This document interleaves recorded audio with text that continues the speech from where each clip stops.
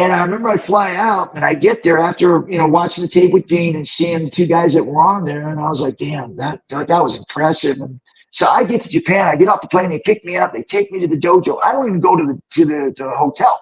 Now, I didn't know this at the time, but what they were going to do is if I didn't do well, they were going to bring me back to the airport and put me on the next flight out. I wasn't staying.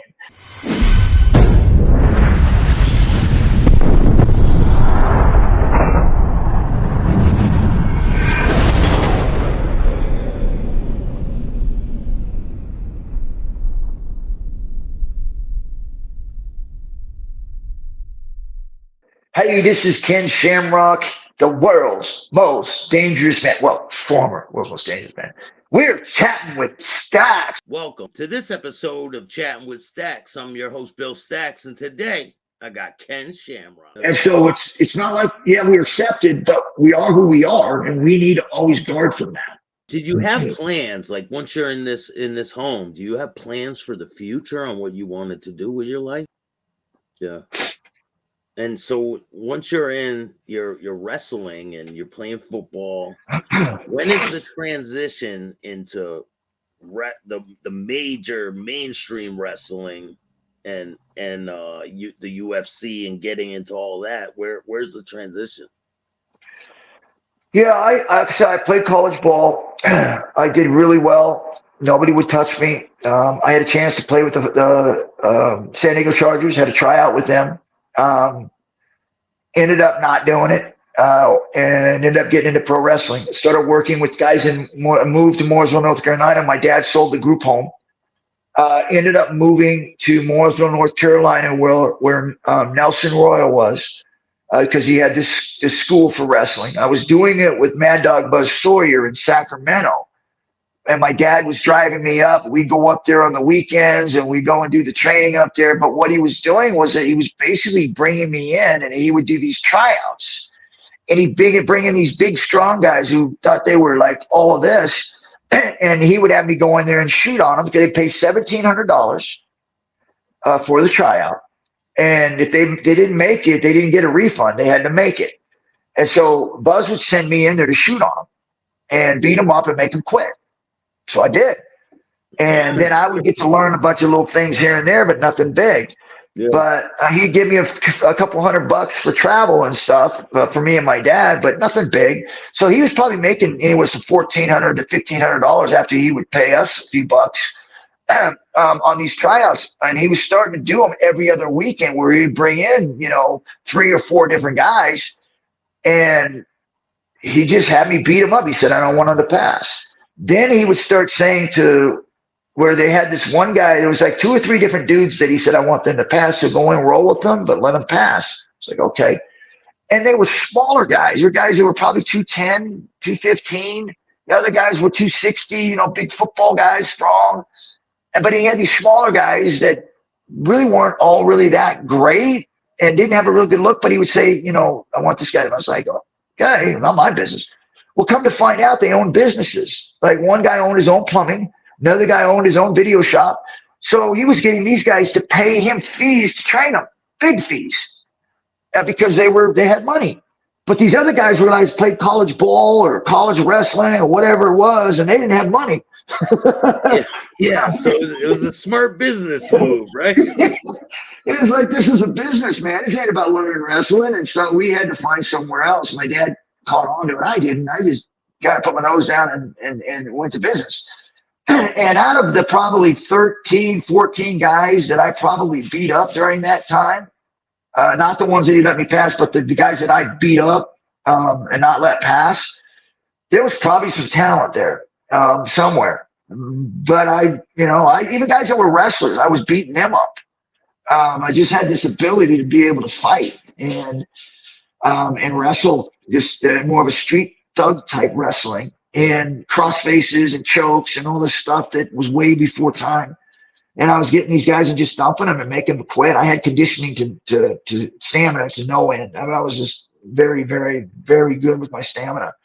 And I was just beating these guys up. And out of the probably 13 to 15 guys, man, there was a lot of guys that probably should have made it but didn't. But I remember we go back down to Nelson's place in Mooresville, North Carolina. And this is probably a norm, I guess, in wrestling where you have a shooter come in and make everybody just, blow them up and make them tired, make them quit. Well, I go down to Nelson's and they probably got about 7 guys that are going to try out. And so he's got this big pasture out there because he's got this ranch and he's got a Western store. And so he takes these guys out back, including myself, and he has us run for an hour in this dirt clotted pasture, just in a circles.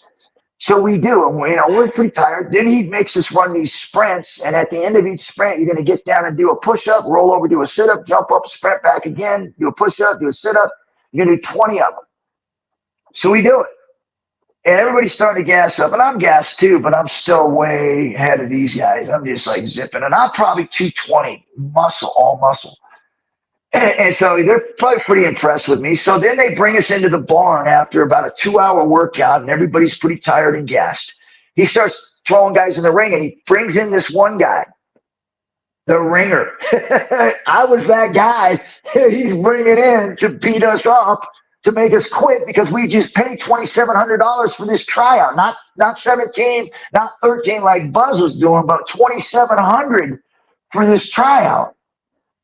And so this guy comes in, and I remember he goes against the first guy, and he's tired, and he just beats him up, and then he ends up having to quit. But the thing is that Nelson didn't say he was done. He says, "Okay, go over here, good job." Like, didn't kick him out. I said, "Just good job, go over here." Well, I come up about third with this guy, and now I'm thinking to myself, he's gonna try to make me quit because I'm big, I'm strong, I have the look. I don't have money. I don't have a business. My dad does, but I don't. So we go in there, and probably about the first 5 minutes, it's a battle. I mean, like, this guy is got me because I'm tired, right? But then he starts getting tired with me. We go about 5 minutes into this thing, and it's like two bulls throwing one another, and he's getting a little bit of the advantage on me because I'm tired, but I keep coming, and I keep coming. And pretty soon he gets tired.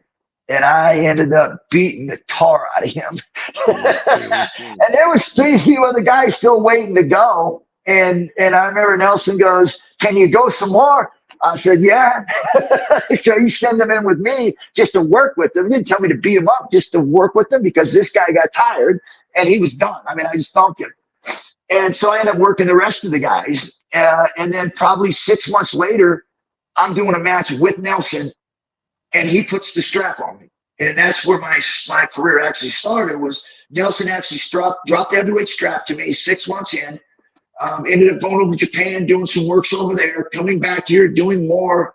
And then that closed down. And then that was North Atlantic Pro Wrestling. Then South Atlantic Pro Wrestling came in under George Scott. And so I ended up going there and working with them. And then they ended up putting the strap on me. And so it really, from that point on, I think people realized that not only was I had conditioning, I was tough, I could go the distance with anyone, but I also had charisma. I had this character that people could connect with. And it was all through my actions, my facial expressions, my body movement. I didn't know it, right? I mean, I don't know, but they knew it. And they literally pushed me in a lot of different areas. And even in that same town, Mooresville, North Carolina, Statesville, South Carolina, I did 2 tough mans. One was a kickboxing one was a boxing. I won both those. I won one in Redding, California, when I was in playing college ball. In between, I was bouncing and I was playing football, and they had this tough man. And I remember I fought in that. A lot of guys from the bar, because I was bouncing.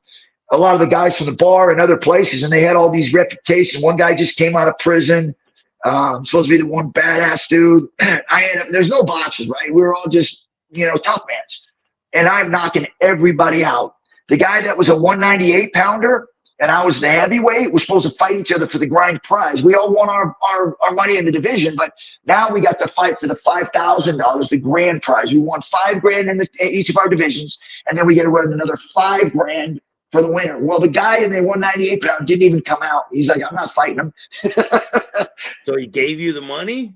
They didn't fight me. Yeah. Yeah. So when do you start getting into the UFC?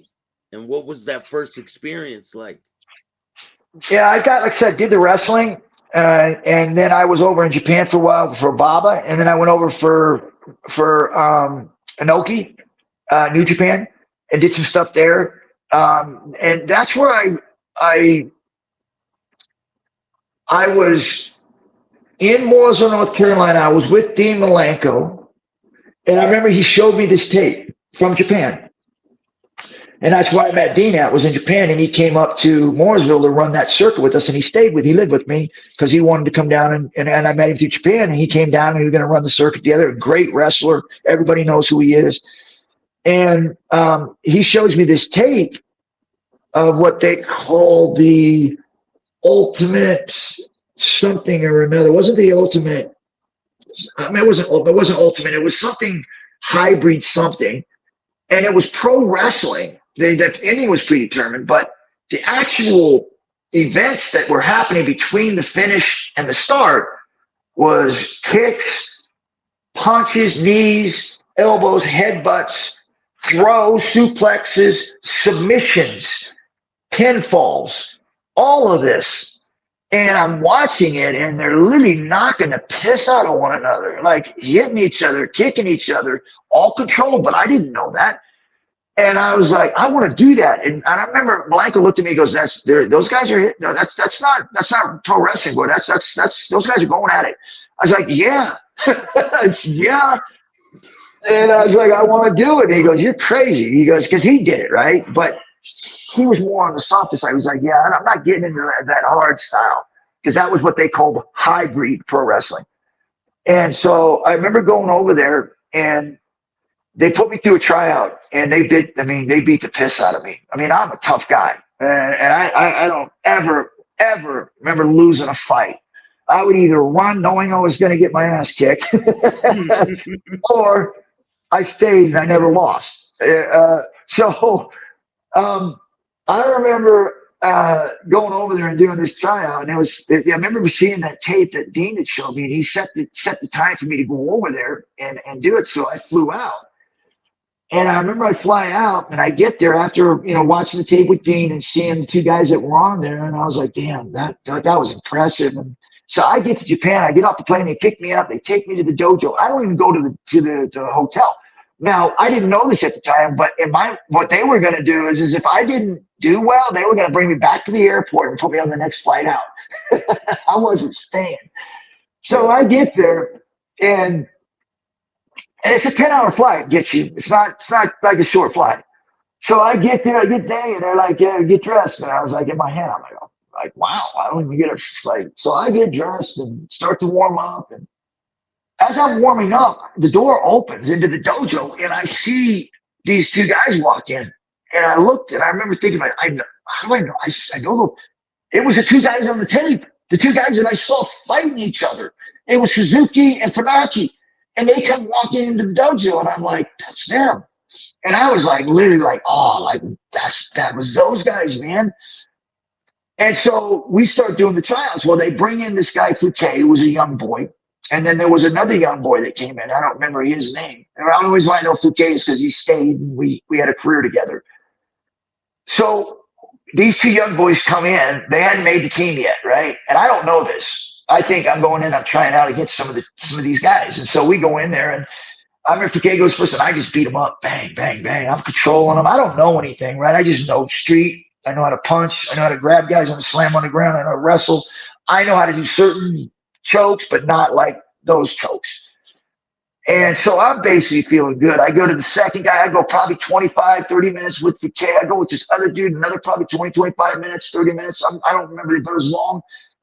And I remember I'm sweating, and I feel good. I'm like, yeah, bring it. Like, I'm feeling like that.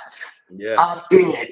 And I forget that those other guys are still in the building. So the two guys from the tape. The real ones.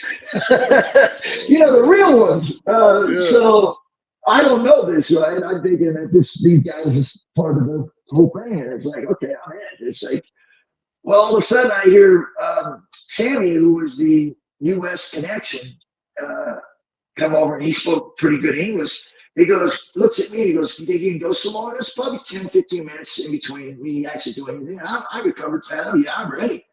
So he points to Suzuki. He says, as he's lacing up his shoes, he goes, you ready?